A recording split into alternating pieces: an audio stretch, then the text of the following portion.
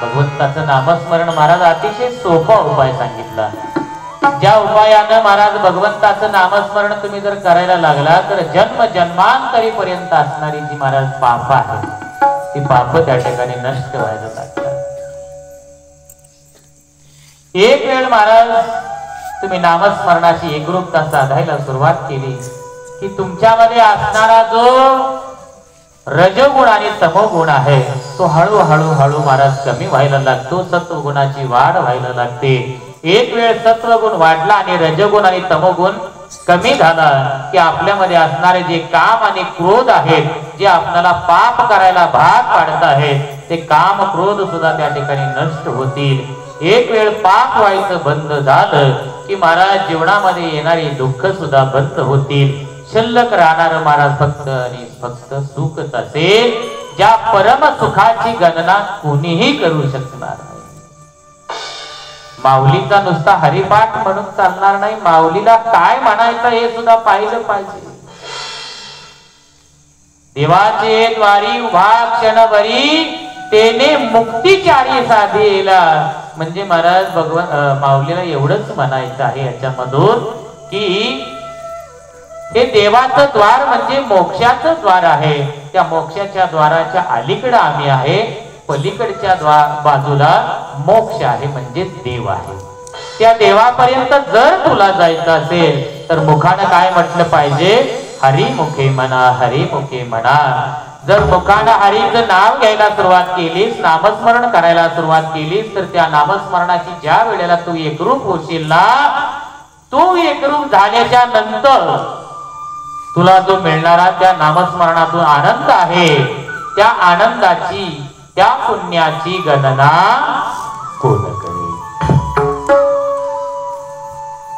मग तुला ती 4 प्रकारच्या ज्या मुक्ती सांगितल्या तो द्यायला तयार आहे तो। त्याचा सरळ सरळ अर्थ असा नव्हे की काही लोक सरळ अर्थ लावून बसतात। देवाच्या दारामध्ये क्षणभर उभा राहिलं की देव लगेच मुक्ती देऊन टाकतो। देव एवढा भोळा नाही महाराज, त्याच्याकरता हे लक्षात आलं। त्याच्याकरता महाराज नामस्मरणाची एकरूपता आपल्याला साधता आली पाहिजे, म्हणून संत वर्णन करून सांगतायत प्रेमानं सर्व शिवोहम शिवोहम सच्चिदानंदोहम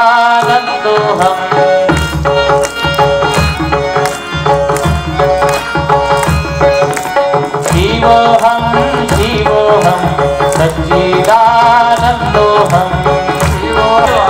शिव हरे शिव हरे शिव हरे शिव हरे।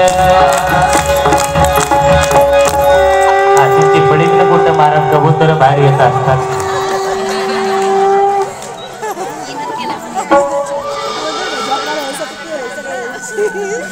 पण महाराज मला सांगा काय चमत्काराशिवाय नमस्कार नाही ना? एवढ्या करतात महाराज तुम्हाला करून दाखवलं। हे करत असताना तुमच्या एक ध्यानात आलं का बघा, ज्या वेळेला मी सांगितलं की या चिपडीमधून कबूतर बाहेर येणार आहे, सगळ्यांचं लक्ष कुठं होतं? चिपडीकडे होतं का? कसं यातनं कबूतर बाहेर येतं? सगळ्यांचं लक्ष होतं। ज्या वेळेला महाराज मी सांगितलं याच्यातनं कबूतर बाहेर येतंय, त्यावेळेला हे बघण्याकरता पूर्ण मन एकाग्र करून या चिपडीकडे लक्ष दिलं।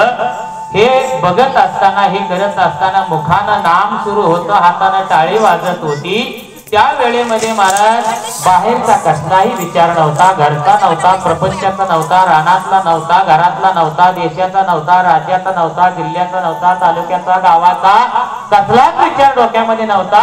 फक्त एकाग्र मन कशावरती होतं? त्या चिपडीतनं महाराज कबूतर कसं बाहेर।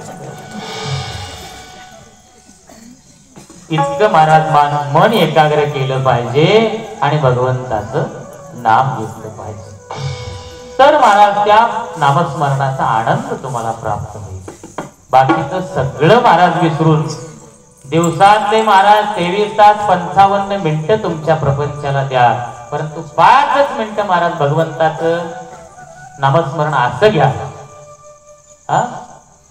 असं नामस्मरण घ्या की महाराज ब्रह्मानंदे लागली टाळी, समोर उभा राहिला शशीमौली. तो परमेश्वर येऊन महाराज त्याच्या प्रतिरूपानं आपल्या समोर उभा राहावा. इतकं महाराज त्या नामस्मरणाशी आपणाला एकरूपता साधता आला पाहिजे, तरच या जीवाचा उद्धार होईल महाराज, अन्यथा नाही होणार. आणि हे जर महाराज तुम्हाला नसेल कळत तर संत सांगतात, हे जर तुम्हाला कळत नसेल, हे जर तुम्ही आमचं जर ऐकत नसाल तर संत त्याचं वर्णन असं करून सांगतात. हे जर महाराज तुम्हाला नसेल कळत तर संत सांगतात, हे जरी नाही काल तरी दुसरा येईल, हे जरी नाही काल, हे जरी नाही काल दुसरा येईल, हे जरी नाही काल. आणि त्या मनीनं महाराज भगवंताची स्तुती करायला सुरुवात केली. संत त्याचं वर्णन करतात, कर्पूर गौरम करुणावतारम संसारसारम भुजगेंद्रहारम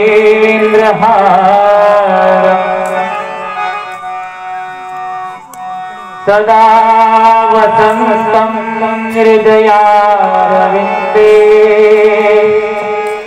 भवं भवानी सहितं नमामि. हात जोडून भगवंताची करुणा भागायला पूर्णपणे आतून आणि बाहेरून महाराज त्या ठिकाणी सत्वगुणानं भरून गेला. अष्टसात्विक भाव जागृत झाले, पूर्णपणे निर्मळ होऊन गेला. त्यामुळे लक्षात ठेवा महाराज, हे जे सगळं घडतंय ना, मगाशी आपला विषय तोच होता. हे 3 गुणांच्या मुळे सगळं घडतंय ना.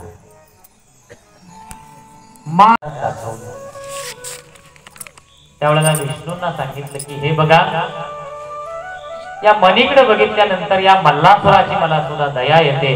त्यामुळे मला असं वाटतंय की हे विष्णू, तुम्ही मल्लासुराला 4 समजुतीच्या गोष्टी सांगण्याकरता जावा म्हटलं. तिथं सांगा त्याला थोडस समजावून, बाबा पाताळामध्ये निघून जा, मी तुला जिवंत सोडतो. त्यानुसार महाराज हे जे विष्णू आहे मल्लासुराच्या समोर गेले.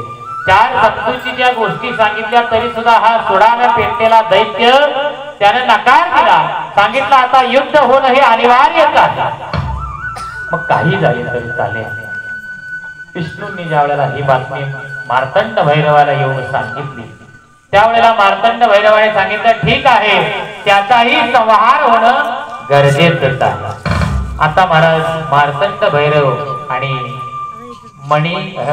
मल्लासुराचं युद्ध होणार आहे. मणी आणि मल्ल झालेला आहे,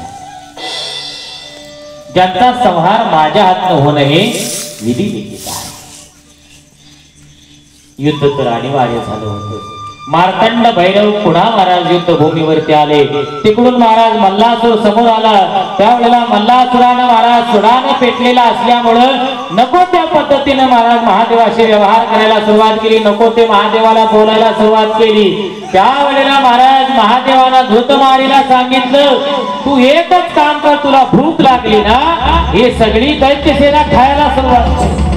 त्यावेळेला घृतमारीने महाराज इतका मोठा जबडा पसरला, अशी बाहेर अशी लांब जीभ सोडली आणि महाराज घृतमारी त्या ठिकाणी दैत्यसेना खायला लागली. त्यावेळेला या दैत्यानं बघितल्यानंतर या घृतमारीवरती महाराज इतका बाणाचा वर्षाव करायला सुरुवात केली.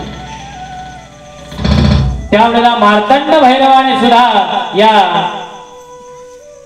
मल्लासुरावरती बाणाचा वर्षाव सुरू करायला लागल्यानंतर महाराज मार्तंड भैरव आणि मल्लासुरामध्ये पुन्हा घनघोर युद्ध सुरू झालं.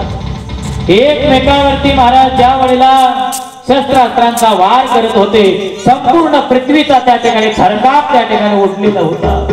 ज्या वेळेला मार्तंड भैरवावरती आता हा दैत्य तलवारीचा घाव करणार, त्यावेळेला महाराज त्या घृतमारीनं तिच्या जवळ असणाऱ्या शस्त्रानं महाराज या दैत्याचा एक हातच ओढून टाकला. तरी सुद्धा महाराज तो दैत्य बाणाचा वर्षाव त्या ठिकाणी त्या देवावरती करत होता. इतके बाण सोडले महाराज, संपूर्ण जी देवसेना होती बाणानं महाराज त्यानं घेरून टाकला. काय करावं सुचत नव्हतं त्यावेळेला मार्तंड भैरवानं हातामध्ये भंडारा घेतला आणि सेनेच्या दिशेने असा फेकल्यानंतर महाराज जेवढे बाण देवसेनेच्या भोवती होते सगळेच्या सगळे गळून पडले.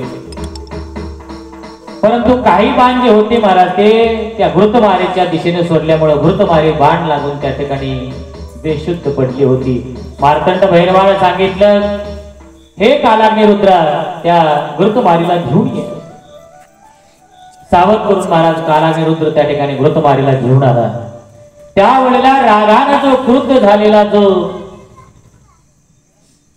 मल्लासुर होता पुन्हा महाराज त्या ठिकाणी देवावरती असा तुटून पडला महाराज की देवाच्या डोळ्यातून सुद्धा महाराज त्या ठिकाणी अंगार बाहेर पडत होती. इतका तप्त झालेला देव होता. मार्तंड भैरवानं महाराज त्यावेळेला इतकं उग्र रूप धारण केलं होतं.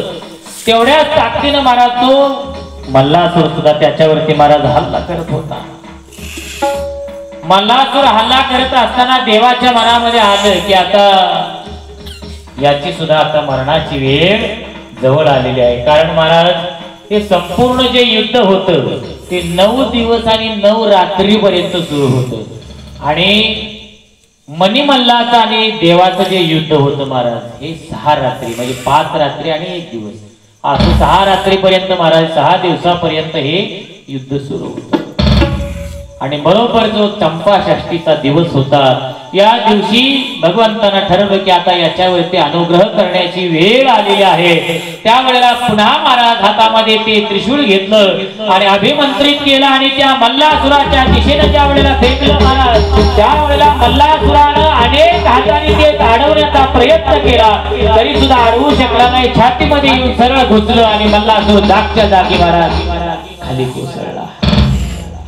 इतक्या वेदना व्हायला लागल्या होत्या परंतु देवानं सुद्धा महाराज भगवंतानं सांगितलं ज्या ठिकाणी त्याचं रक्त पडलेलं असेल त्या रक्ताला शोण तीर्थ नाव दिलं जाईल. म्हणून ते शोण तीर्थ नाव दिलं गेलं. भगवंतानं महाराज त्याच्यावरती दया करायची ठरवली, त्याच्यावरती कृपा करायची ठरवली. म्हणून त्याच्याही मस्तकावरती ज्या वेळेला पाय दिला त्यावेळी महाराज त्याच्या शरीरामध्ये असणाऱ्या जेवढ्या दुर्वासना होत्या संपूर्णपणे त्या ठिकाणी नष्ट झाल्या. अष्टसात्विक भाव जागृत झाले. पायावरती देवाच्या महाराज अश्रूंचा अभिषेक त्या ठिकाणी मल्लासुराने केला. हात जोडल्याने सांगितलं, देवा पूर्वी एकदा मला नारद मुनींनी तुझी मानस पूजा शिकवली होती. मानस पूजा म्हणजे मनापासून जी केली जाते तिला मानस पूजा. तिच्यामध्ये साहित्य काय लागत नसतं. ती मानस पूजा आज मला तुझी करायची आहे. देवा माझ्यावरती कृपा कर, माझ्या फक्त वेदना थोड्याशा कमी कर, मला तुझी मानस पूजा करायची. त्यावेळेला महाराज भगवंतानं त्या ठिकाणी त्याच्या वेदना कमी केल्या. या महाराज मल्लासुरानं हात जोडले आणि महाराज त्या ठिकाणी भगवंताची मानस पूजा करायला सुरुवात केली. संत त्याचं महाराज वर्णन करून सांगतात.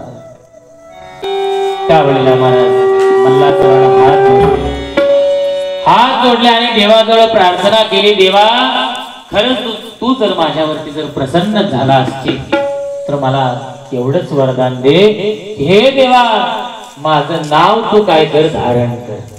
काय वर मागितलं? कारण जीवनामध्ये इंद्र चंद्र सूर्य आदी देव जे सगळे आहेत ते सगळे देव माझे दास म्हणून मी त्यांना वापरून घेतलेला आहे किंवा ते माझे दास होते. त्यामुळे सगळ्या सुखाचा उपभोग मी घेतलेला आहे. त्यामुळे आता जीवनामध्ये काही भोगण्याची माझी इच्छा राहिली नाही. फक्त मला वरदानच देणार असशील तर एवढंच दे, माझं नाव धारण कर, माझं नाव धारण कर.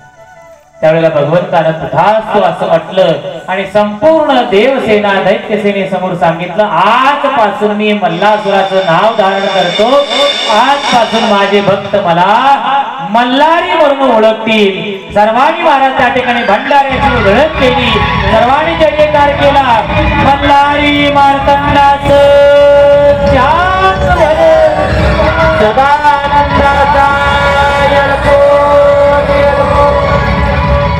सर्वांनी महाराज त्या ठिकाणी पुष्पवृष्टी केली आणि महाराज त्या मल्हारी मार्तंडाचं गुणगान गायला सुरुवात केली. तो मल्हारी मार्तंड महाराज आज या ठिकाणी सर्वांना दर्शन देण्याकरता येणार आहे. सर्वांनी